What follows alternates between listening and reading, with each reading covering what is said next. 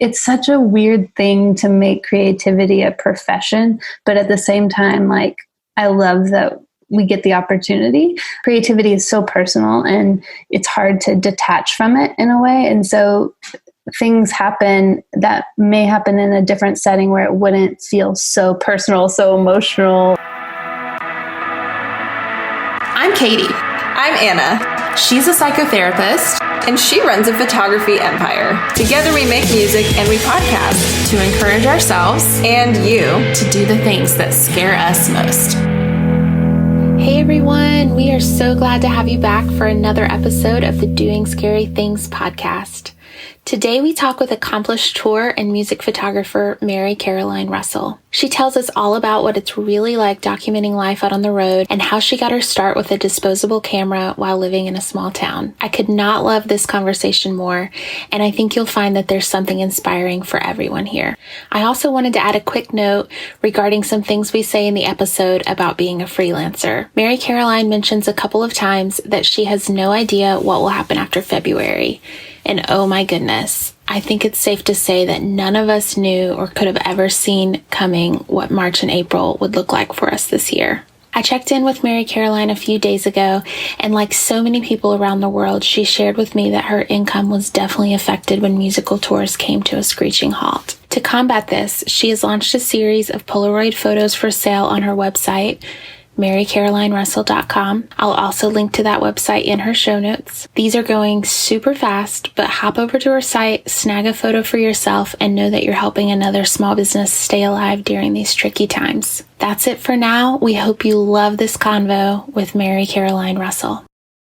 My name's Mary Caroline Russell, and I am an entertainment photographer that based out of Atlanta, but mostly does work on tour with artists. Beautiful. I love the question mark after entertainment. I'm not picking on you. Yes, I just noticed the inflection. But tell me about that. How did you get in that lane specifically of photography? I'm from Beaumont, Texas, very small town, and I started shooting bands there, I guess, but it was just whoever would make their way through Beaumont. So it wasn't very exciting, but I shot with disposable cameras then, and more out of necessity than out of like trying to have a cool vibe. It started there, and then through the process of figuring out where I wanted to go to college, what that was going to look like, ended up staying in Beaumont, Texas, which was like not my first plan, but it's what ended up leading me to meet a friend of mine now that I didn't know much about, but he would later kind of open every door in the music industry for photography for me, which is incredible. He helped me skip a lot of steps, and because I was shooting bigger bands, people thought I was a professional by the time I had moved to Atlanta, so they just kind of went with it, and I didn't really correct them, and just kind of figured it out as I went. That's amazing. How do you define a professional? How do I define a professional? Yeah. Obviously, I'm still trying to figure it out because my introduction was a question, and I've been a photographer for 10 years. But I think, I honestly think it's hard. I don't know. I think maybe it has to come with some version of compensation, like making it, but I don't think your living has to be fully paid for before you get to say a professional. There's just like a little bit of experience, or maybe it's just like being able to fake it and figure it out at the same time. I don't know. Yeah. Well, let me ask it this way. I like that answer, but I'm wondering, like, you know, then versus now do you feel comfortable like identifying as a professional? Yes. Okay. For sure. I definitely do now. I just think I'm not used to having to state it. And that's why having to come out and say it feels a little bit like I still have a little bit of a syndrome of being like, am I really a professional? Yeah. But then when I think about it, I'm like, no, yeah, I've done it for long enough. I have enough experience. I can say I'm a professional. Awesome. So somewhere along the way that changed. Yeah. Well, honestly, I was 19 when I got my first, 20 when I got my first like real job. And at that point, I don't know that I would tell people I'm a professional photographer. I just wouldn't tell them I was. You're like, I'm not going to confirm. I'm not going to deny. What do you think I am? Yeah. No, I love that so much. And obviously, I think that's something everybody deals with to a certain degree. I think, we talk to so many people across the board who are like afraid to call themselves, whatever, or they're not sure if they're allowed to do that or whatever. So I love the bravery of just like, I just went with it. I don't know if it was bravery as much as it was like ignorance. Like, it's like, I can't believe this is happening. I should just keep working really hard and hopefully nobody figures it out. Yeah, but that's way better than just entitlement, like already the way you've described this, you have a lot of awareness. I could see where that might contribute to even more of a little bit of imposter syndrome because you're like, well, here I am. I didn't really expect to be here yet, but here I am. Yeah. Well, and I heard you say that like, I didn't really want to be in this town, but this is where this happened. And so I think that's a really good perspective of realizing like, I wouldn't have planned it this way, but it really helped me, Totally. Yeah. I wish we could see a show of hands from our listeners about that right now. Because I bet a lot of people are like, yeah, that wasn't my first plan either. Yeah. I love it too, just from like, I probably spent a year and a half after school in Beaumont or after high school in Beaumont. And it was not like a pretty year and it wasn't a flowery year. And I also didn't think that music photography was even an option. I didn't think it was a real job. So I wasn't even necessarily pursuing it. I was just kind of following after something I really enjoyed doing. It was cool because at the end of that, that's kind of when this friend came along and I was already set to move to Atlanta. And he was like, just send me a list of artists you want to work with when you're in Atlanta. And like, I'll try and help you. That's beautiful. And I still wasn't pursuing photography at the time. But it was nice, like, 6 months after that, and I started working as a photographer to look back and there's actually purpose in like one of the seasons that from the outside, it looked like everything was falling apart and like nothing was going to work in my favor. And that I was going to like die in Beaumont, Texas at, age 20. Yeah. And looking around and looking at everyone else like, oh, everybody else is like on the path and they know what they're doing. And I am still here and I don't know what I'm doing. So wow, for that whole season to get some redemption and purpose. Yeah. Long term. Well, and I'm sure you're not the only one that has ever felt that everybody else must have their shit together, but I don't, what's wrong with me? Yeah. Well, talk to me about that because I can attest that music photography, even to a photographer, seems very out of reach. And so I love that you said it didn't feel like a real job. And so how did you kind of find your way there and through that? And how did that all happen? So I got to Atlanta and I was here to study graphic design. And the first show that I got into shoot was Paramore. And it was like kind of at their height where I don't remember what record or tour it was, but they were playing at the Tabernacle. And I borrowed a camera from school and I didn't know how to use it and went and shot photos and came back. And that night, like I remember I edited all night because it took so much longer then. Edited all night. And like that morning around like 5 a.m., like had like 5 photos that weren't ruined. Just loved the whole process, knew I wanted to keep doing it and just kind of kept sending names of shows. And then if he couldn't get me, and then I would just reach out to the opening band and say, hey, like if you can get me a photo pass for the whole show, I can like trade you photos. And that worked really well. People were still using MySpace, so they answered. And then from there, I would start getting little jobs. Like a lot of them were corporate jobs, but because I was working in music, they were like, oh, they would have like some artist playing at their event and I would shoot the whole event, but also the artist. And so it like kind of just started tumbling. And then a guy named Leighton Ching, who I always bring up because it was like, I maybe had shot Paramore. I had a Flickr account. I had no website, like no reason to hire me really. I met him and he gave me my first opportunity shooting an artist in town because he works at a label. And once I shot for that artist, it went well. So he hired me for another.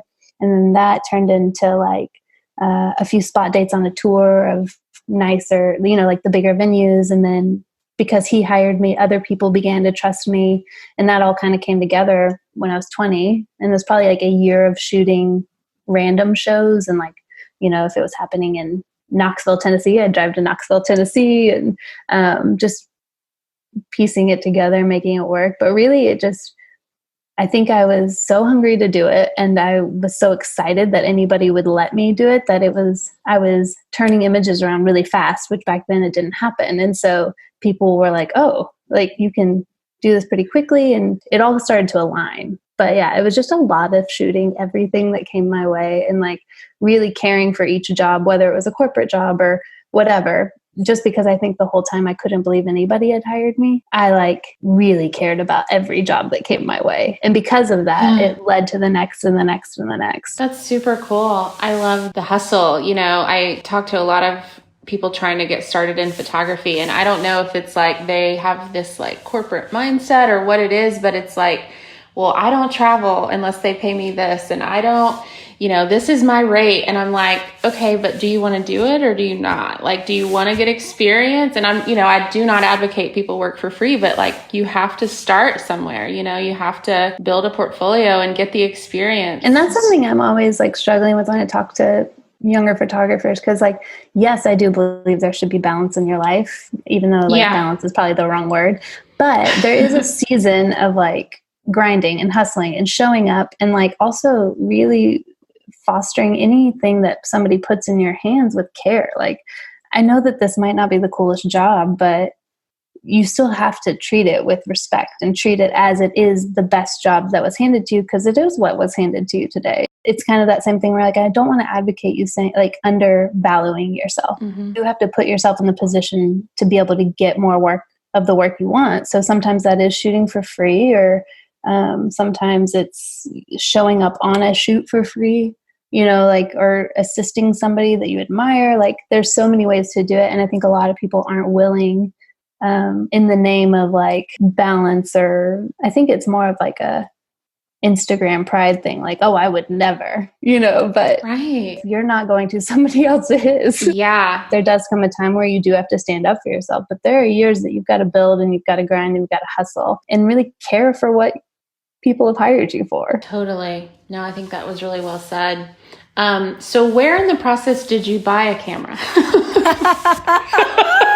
Good question. Because I heard you say you did disposable and then you borrowed. I love it. So scrappy. I love it. It was right when Leighton hired me for that first real job. I was like, okay, he was paying me enough that I could kind of, it wasn't like a crazy amount, but to me, any amount, I was like, whoa. And I remember my mom, who's like always been a believer, she was like, okay, I think if we do this, there's a sale over here, we're going to get this nice camera. And I was like, okay. So that was like the thing. And thank God, because like, it's so crazy. I walked into my next job with that camera and the kit lens, which is like the lens it comes with, obviously, but just in case people don't know. Sure. Yeah. A lot of people don't. Standard lens, and it's typically not the best lens. It's usually not going to get the job done. Yeah, it's not a professional lens, and it's not going to be great in low light, which concerts are all low light. Oh, you don't say. Yeah. And I walked into the next job with that, and I was shooting alongside two other photographers, and both of them were far more experienced than I was. And they had like, just bags of gear and lenses and multiple cameras. And I'm like walking in with my camera and my kit lens. But the beauty of it is like, I had been shooting nonstop because I was trying to, because I loved it, and also like just any opportunity that came my way. And so I knew that camera well enough with those limitations, how to shoot in the dark. And so it ended up working out great. Love it. Yeah, it was amazing. And then also we had like another photographer swing in for a day, and he ended up not shooting the rest of the time. He was like, hey, you can have my lenses for the rest of the time. I was like, thank you. That's awesome. Because I think everyone else was probably didn't notice, but I felt very much like they know I'm new at this. Well, maybe. And honestly, sometimes I see the people with tons of gear and I think they're new at this because they think they need all of this. It so is just knowing how to use your gear. I appreciate that. Even as being so new to it, like you said, you didn't have a ton of experience, but you put in the time to learn the camera. And I think that goes above so that much. thing where they're like, what camera did you use? I'm always like, oh man, it's not the camera. Yeah, totally. I know. We won't get into all my pet peeves and all the mean things I say about people that are using the wrong gear. But no, I'm always, again, this isn't about me, but I'm always the one that shows up with one tiny little bag and everybody's like, is that all? And I'm like, yeah, I'm good. I was on set the other day and somebody kind of popped into set, stronger personality. And, and she was like, well, how are you doing this without a tripod?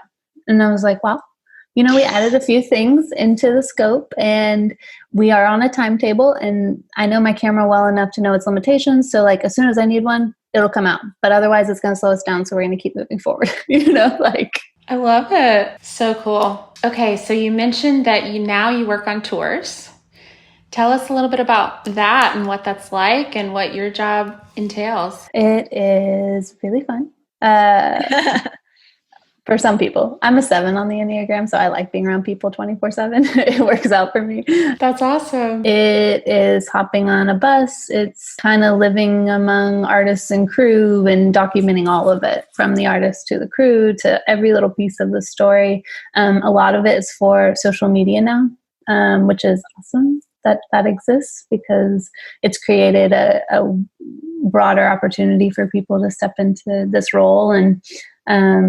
And I think my favorite part of it is just getting to capture like little intimate, quiet moments. Like the show's super fun because it's always changing lighting wise and you never know what can happen. So that's a fun side of it. But my favorite side is like when people kind of forget you're there and you get all these little mundane moments of tour. But for somebody, if it's their favorite artist, seeing them do laundry is interesting. It's kind of funny. Like I think back to photos from the 60s and 70s of like Dylan and eating breakfast or little things like that you can pass over as like, oh, I'm not going to take a photo of this. But those are the moments that I get really excited about shooting, as well as the show. But all the quiet moments for sure. That's such a cool perspective in the 60s and even earlier, like a photographer that I have been influenced by a ton is Henry Cartier-Bresson. And he, for people who don't know, he was like one of the first people to have like a camera you could walk around on the streets with and document life. And so the photographs aren't like what you would look at and think like, oh my gosh, it's an amazing photograph. But like looking at people in like the 20s or whatever and what they're wearing and the cars and the buildings, it's like stuff that you take for granted, right? And so how powerful you're documenting like this time and space and something that not everybody gets to see. I love that you see it from such a unique perspective and it's so valuable and it's going to be so valuable down the road too. I really love that. Yeah, it's like some blend of like journalism, anthropology, like a historian, like there's so much wrapped up in it. No pressure, but you're like doing some pretty important cultural work over here. So yes, it's kind of exciting. Don't screw this up. Don't screw this up. Yeah. Well, speaking of that, of screwing it up. So you said you've been doing it for 10 years. Tell us about the ups and downs and have you ever doubted yourself and have you ever thought about jumping ship or what's that been like? Yeah, like once a week. But my weekly ship jump. Right. Yeah. Here we are again. Over the years, I mean, I feel like for the first 6 years, the whole time I was like, this isn't real. It's going to run out. It's going to run out. Oh, wow. Little things would happen. And with freelance, it's comes and goes. So, you could be really busy for 6 months and then have nothing for 3. And in those 3 months, especially in the beginning, I would freak out every time. I'd be like, well, this is it. I knew it was going to run out. It was too good to be true. So like I had like 3 friends that I would always call and be like, okay, I need you to be real with me. And you need to tell me when it's time to quit and when it's time to let go. Because like, it's worth fighting for. I want to do it, but I don't want to be unrealistic. And I don't want to be this person that like lives in like a fantasy world of like, well, it's not my dream job, so I'm not going to, like I have to stick with this thing because this is the only dream I have. And, like that narrative.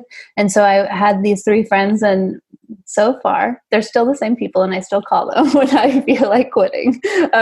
They so far have kind of talked me off that ledge and been like, it's fine. You're okay. This is freelance. You'll be fine. There will be more jobs. And you're like, okay. I love that. Yeah, that's a great strategy. Yeah. And how special that you have people that you trust enough and that also like get you. What are those conversations normally like? Is it like a pep talk? Is it, you said, talking you off the ledge? I have one that's very flowery. So it's more of a pep talk. Like, you can do this. You're amazing.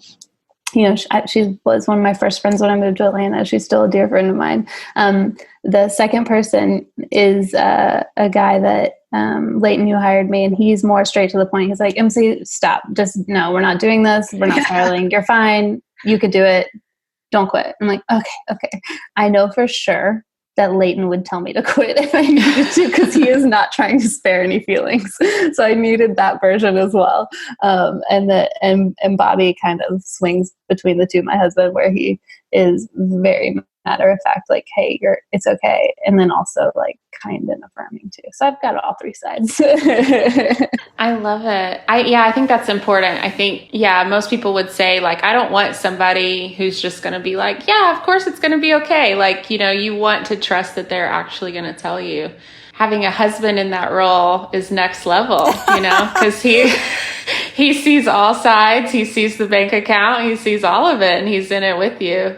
What's that been like? And you can tell us if you want, like, is he a freelancer? What does he do? And how does that affect it? Yeah. So when we first started dating, he was also a photographer and freelance in music. So we would literally get calls.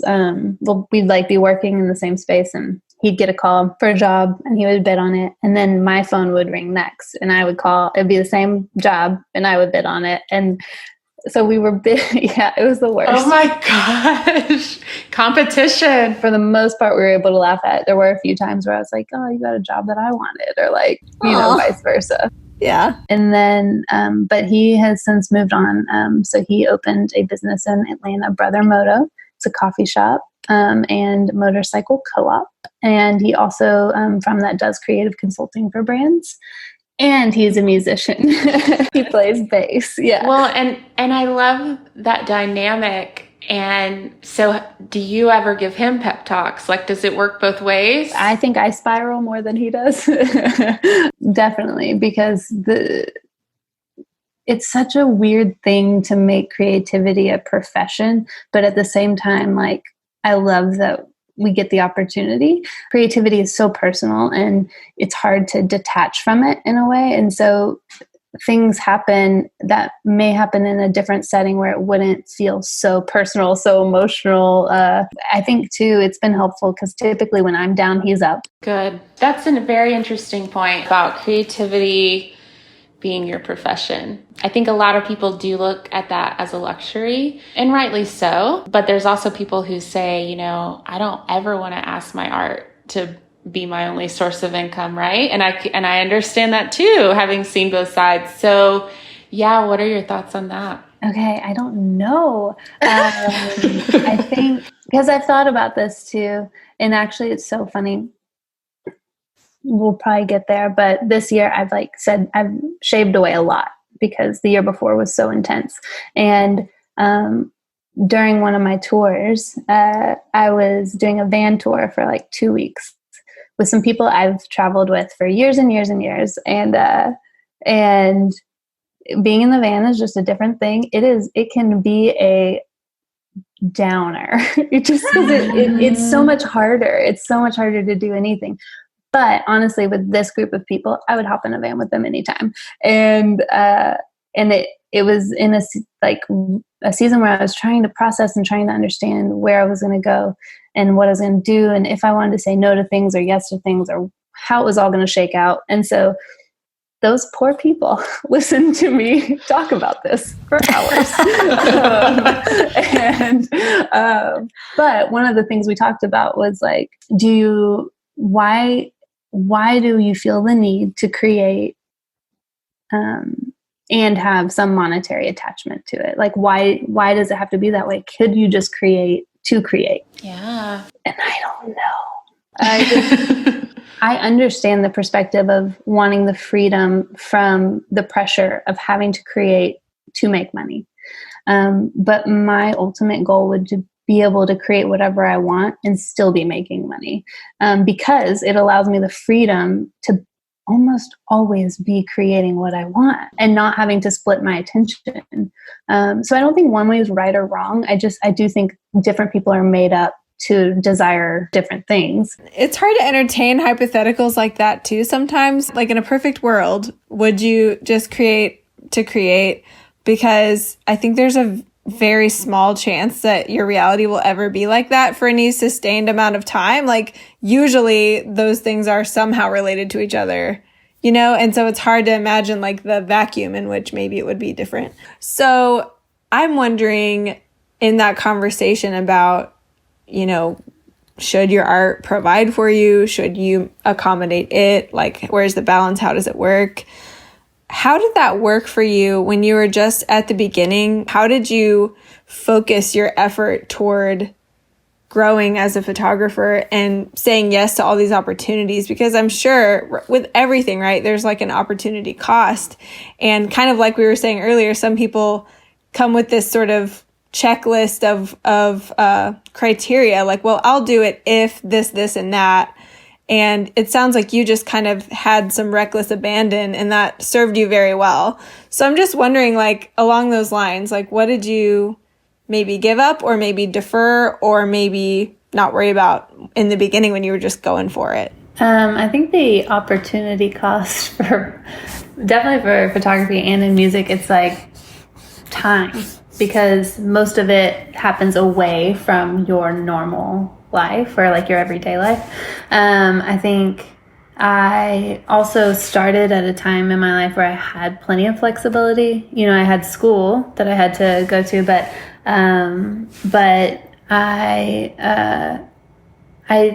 I gave up sleep for sure. It was mostly time and sleep, I think, that I gave up because I was doing freelance. Once I had graduated school, I had kind of worked up enough and it was so cheap to live in Atlanta when I graduated. That was the other thing. I was able to be straight freelance from school. But I think the opportunity cost has always been time and experience in like personal life. Earlier, when I was younger, there was less that I was missing out on. I was missing out on things like school events and social opportunities, but I still had like enough time on my hands to have like cultivate close friendships that were in proximity to me, like close enough. But the older I got, the bigger the opportunities were costing me. So it'd be like, okay, well, a friend of mine from high school, one of my best friends from high school, gets engaged. I can't be there to celebrate with her. Or, you know, this year I remember I was on a radio tour with somebody and got the text from my best friend, and she is going into labor. So I'm not there for that.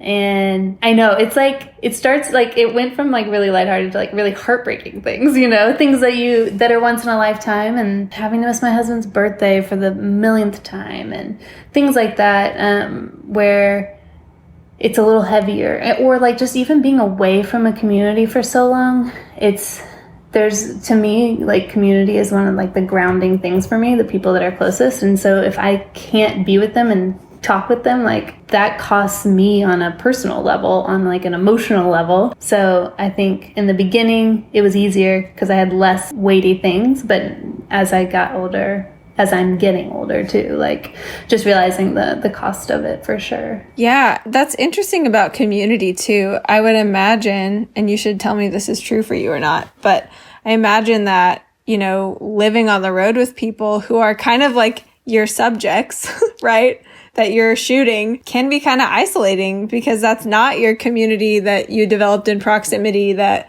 you chose because of common ground and common interest and shared experience. These are like the people that you're hired to go with. And I'm sure that, you know, you develop relationships with them too. But is it different? Like, do you ever feel lonely in context? I think so. I mean, definitely deal with it. I think I've gotten really lucky to work with all people who are really amazing. It's a weird thing, though, where you don't know somebody one day and a week later, because you live with them every day and you spend every minute of every day with them, suddenly, like, your friendship has skipped steps in, like, building, where I'm like, well, we had 12 hours a day only to talk. And so, like we were filling that much space. So you end up getting to know these people really well, really quickly. It becomes very, it can be very, like summer camp bond, fast friends, that sort of thing. But there's also the side of it of, like, I feel like the longer you stay on the road, the less, like, shiny it is,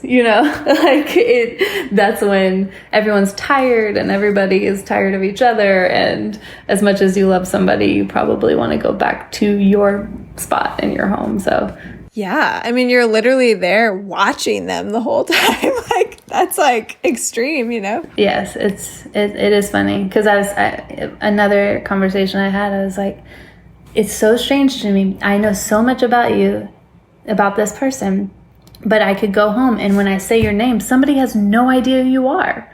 Like my best friends, like, it's a world that never overlaps, especially with us living in Atlanta and so many of the bands being based elsewhere. That's always a weird thing to me, because I'm like, you're a good friend of mine, but how do you not know any of my, longtime friends, and vice versa? So yes, the road can be lonely. Luckily, for the most part, it's not. That's so interesting. Wanted to ask you what it has been like to be a female in this industry, and has that ever affected the jobs you've been offered, or the jobs you've taken, or the vans you've shared with people? It definitely has always been a thing, being a female, especially in the touring industry. There's not a lot of them, or a lot of women in the industry. I've been told before, like, we'd love to have you, but this artist prefers a male crew. Or 9 times out of 10, if I'm losing a job, it's to a guy, it's not to a girl. And a lot of times that comes down to budgets and logistics of, like, hotel rooms and things like that. And so I do understand to a certain degree, like, if that is in the factor, like, yeah, I'm not going to share a hotel room with a bunch of dudes, like, it's just not happening. So I get that side of it, but there's definitely space, I think, for more females to be in the touring world. 100%. There just was a iHeartRadio nomination. For the iHeartRadio Music Awards. They decided to include tour photographers. I was like, this is so exciting. And all the photographers on there were amazing. They were also all male. And there was, I think, maybe 10. And that is, like, it kind of sheds some light on it, but there are so many, and most of them were working with pop acts, but there's so many females in pop shooting amazing photos that weren't included. And I think the cool thing is most of the male photographers on that list and beyond kind of spoke up, and they're like, hey, this list looks great, but they're all male. And, like, you forgot about these 10 people over here who are doing incredible work. So yeah, being a female on tour is different. Yeah. Do you think it's ever affected, like, interpersonally, like the way people treat you, or, do you ever feel tension there, or has it always been pretty welcoming? The first real tour I ever did, I was, like, probably 21. It was like a bus tour, and I was so excited. And I remember I felt it most then, because I could hear comments, and, like, 21, never been on tour, this is a big tour. And so that was the first time, because I think I may have been the only female on the road too, which is interesting. Most every other tour I've been on, there's, like, one other girl. But since then, I feel that's like really the only time interpersonally I've like dealt with anything. Every other time I've worked with artists, everyone's been really respectful. There was one time on a bus I felt the one and only time I felt very disrespected by something somebody said, and just had to handle it. Like, you know, it's one of those things where it's not something that like I wanted to be dramatic about. I just went to the person I needed to talk to. I said, hey, this happened. I didn't like it. If it happens again, like, good for he's got to go. Yeah, and but trembling, probably like very nervous sounding when I did it. It's a lot easier to say it now, you know. And luckily, the person I talked to was like, no question. He was like, we could cut it off today, and I was like, we don't need to do that. This has to be known. So it happens, but rarely, because I think for the most part I get to be with really wonderful people. But yeah, it's a real thing. Oh, that's fascinating. Okay, well, tell us about how you're scaling back this year and why and what's next. Okay, so last year I hopped around to a bunch of different tours. I was like on tour for ever and ever and ever. The longest year of my life. And it's hard because I loved everyone I worked with, and a lot of them were really great jobs, but I had to miss a lot of stuff, and I felt so chaotic as a person. Like I couldn't really get my thoughts straight. I was never alone. Yes. So I like it's crazy what it will do to you. So and it was really hard for me to understand because I'd worked so hard to get to a place where I had the opportunity to be on multiple tours. And I just kind of kept feeling like the word space kept coming up, and I didn't have any. And I had a lot of conversations with people I love and trust, and just kind of got their opinion on it. And because I don't want to be irresponsible either. You know, I live in that weird tension all the time of like, I don't want to throw away an opportunity because I just suddenly decide that I need space, or, you know, I want to sleep more or whatever. Like I want to always be okay to work hard, but at a certain point, the opportunity cost was too much, and I'm also don't have the energy to create like I want because I'm so depleted by the time I get back. While these opportunities are good, are they the best? And I couldn't fully answer that. And so I just kind of decided that for this year, I would see what it looked like to say no more and like try and create more space in my life, and also try and create space for different and hopefully like broader opportunities. So I'm not saying I'm never going to tour again. I'm not even saying I'm not touring this year. You know, like I just knew that I needed to say no to some of the things that were offered, and I did, and it was so scary, and I was like, oh, this feels dumb. But even though like having like kind of a piece about saying no. But the cool thing was, and this is something I'd always hoped I would be able to do, was I was able to then offer up names and create space for somebody else, and to get to promote other people. And that's a big deal to me because people did that for me, and I haven't always had the opportunity to do it for somebody else. So that was exciting. And then also like the opportunities I wanted started coming, you know, things that I would maybe be gone for 3 days, but we're still working with artists that I love, and still getting to collaborate, and still getting to photograph the type of thing I wanted. So that's really exciting, but that's really only in February, and we don't know what happens after February because that's normal. You're a freelancer. No, I don't say that. Like, I know what you mean. I'm kidding. Yeah. But no, isn't that interesting though, that you created space, you put it out in the universe what you wanted. You were brave enough to say it, like turn other things down, and then you got the jobs you wanted. That's huge. For 1 month at least. Take it. It's possible. It happened. Gotta start somewhere. I feel like you just gave me like a personal reminder about creating space and then continuing to hold it. Because I've been in a similar process of creating space, and I have always known since the beginning of that process, it would be so easy to just fill it right back up. And it's really hard not to. It's really hard. And I'm just like, wait a minute. Am I just cluttering up my space? Like, I just had a revelation about it as you were describing that. Oh, that's huge. And I also want to make the point, you can fill that space up with great things. Yeah, absolutely. That's not the point of creating the space. I mean, and that's just it. I know that, you know, what you're saying is it rings true with my experience too, because we both have needed to actually have the space, not just to have the space for something else. Mm-hmm. So I think that's really important. Like, at some point, space becomes the hottest commodity and you are after the space itself.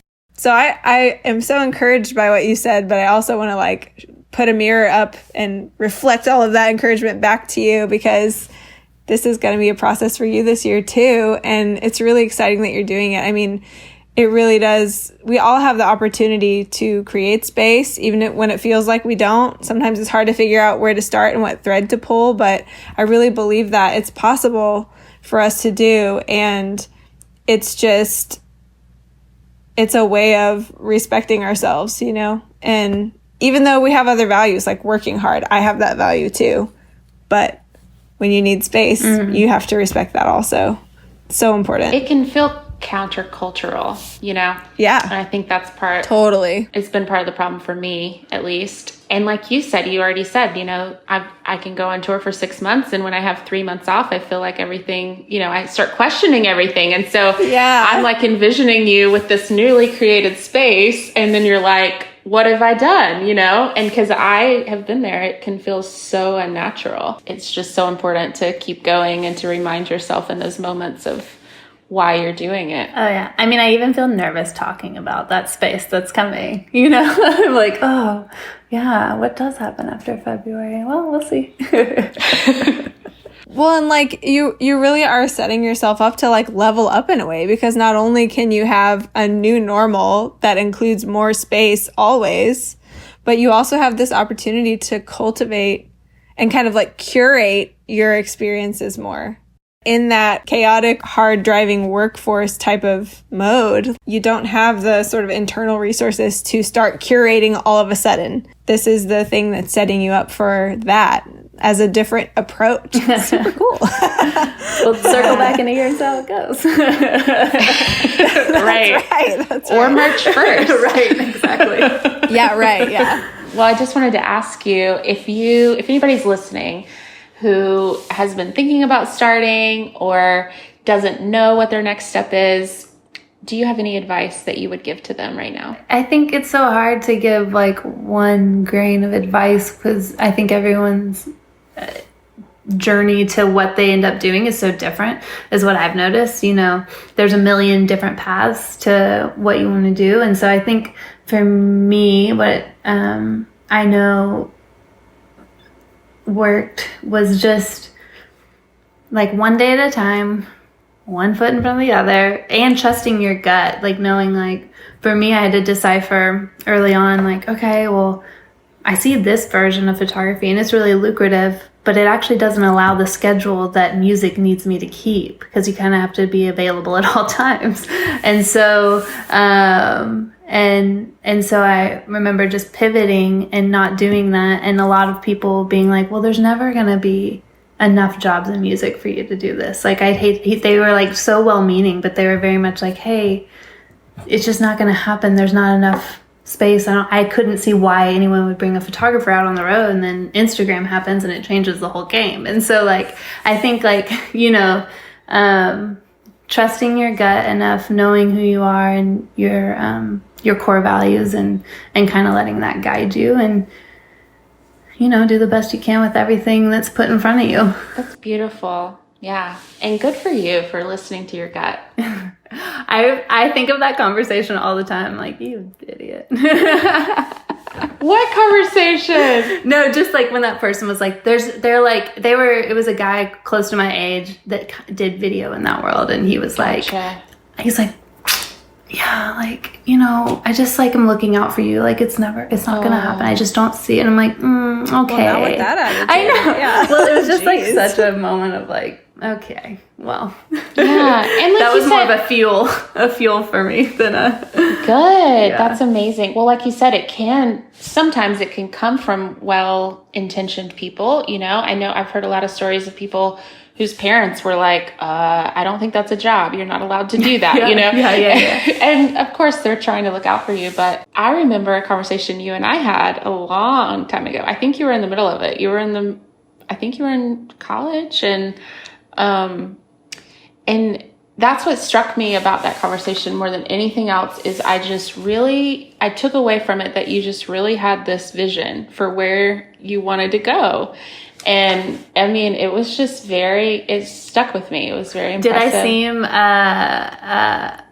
arrogant or like, I always wonder. No, not at all. But I appreciate that you even have the self-awareness to ask those questions. I really do, because not everybody would ask that. But no, I think you seemed confident in what you knew you wanted. And I think probably like clear. Yeah. And probably because of where I was in my own life, I think it just really made me stop and think of like, this is really interesting, because if anybody out there is wondering, music photography is not an easy way to just make millions of dollars, So I just really always admired that. Oh, thank you.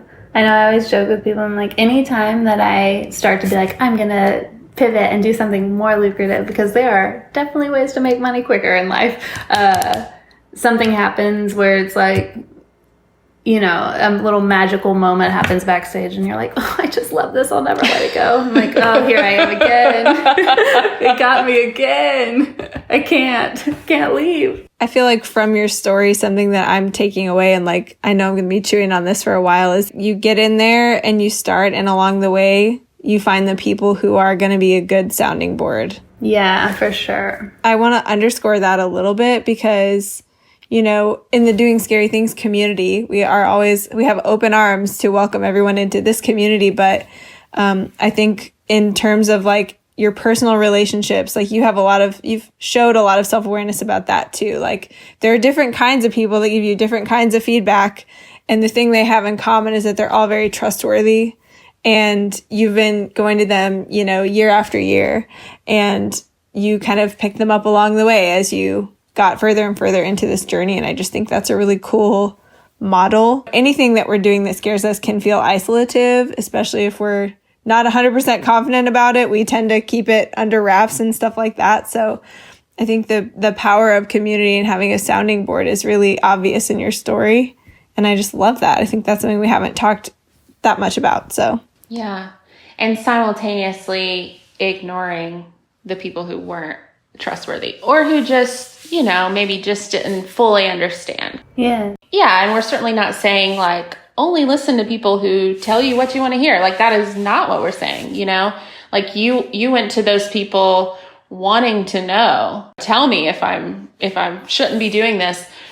And other people had already told you, not to do it, but you didn't trust them. So it's two different kinds of feedback for sure. Yeah. That's why you got to trust your gut and you got to know your core values. Which takes time being alone and not on Instagram, I would believe. And not in a tour van. And not in a van full of people. 24/7. Where I'm spiraling out of control in the same conversation for 2 weeks. Girl, you gotta really like those people. I've been there. It is. I think they have to really like me because I was the culprit in all of this. Well, that's what I meant. You have to like each other, or there's going to be somebody on the side of the road, not in the van anymore. So. I know. I'm like, they may not. Maybe they don't even like me, but they're so polite. We have so much history, they couldn't stop me. You would know by now. Right. I feel very confident of that. Yeah, it sounds like you didn't get left on the side of the road at any point, so I think you're doing pretty good. Not yet. Yeah. I love it. Well, thank you so much. We appreciate your time and wisdom. Thanks, guys. I love y'all's podcast. Thanks for listening. So we love having wonderful guests. Oh.